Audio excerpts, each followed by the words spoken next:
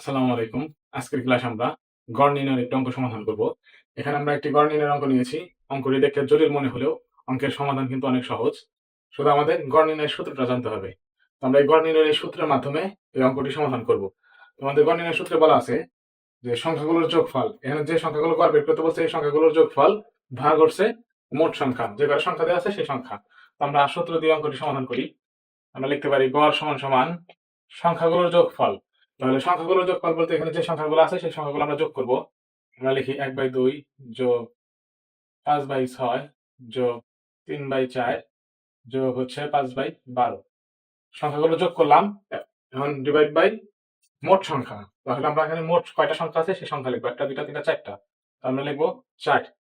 এরপরের লাইনে আমরা ক্যালকুলেশন করব। নিচের 4টা আমরা রেখে দেই, উপরে আমরা ক্যালকুলেশন করব।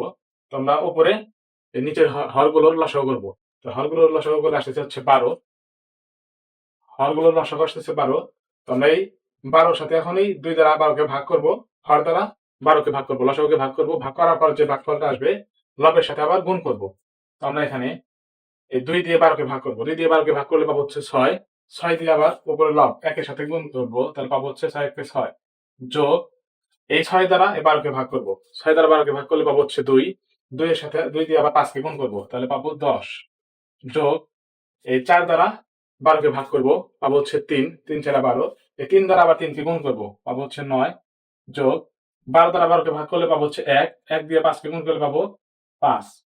আমরা এর নিচের লাইনে কিভাবে লিখতে পারি, আমরা উপরের লবগুলো যোগ করি। যোগ করলে পাবো হচ্ছে 16। 16 আর 9 25। 25 আর 5 30। আমরা উপরে পেলাম 30।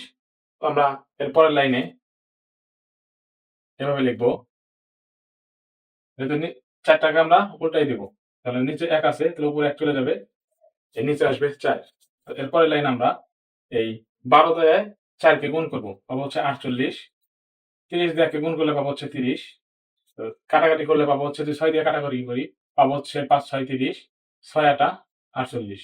5 6 30, 6 8 48। তাহলে আমরা পাইলাম হচ্ছে 5/8। আমাদের উত্তর আসছে 5/8। আমাদের উত্তর আছে হচ্ছে গ নম্বরে 5/8। এই ছিল আমাদের অঙ্কের সমাধান।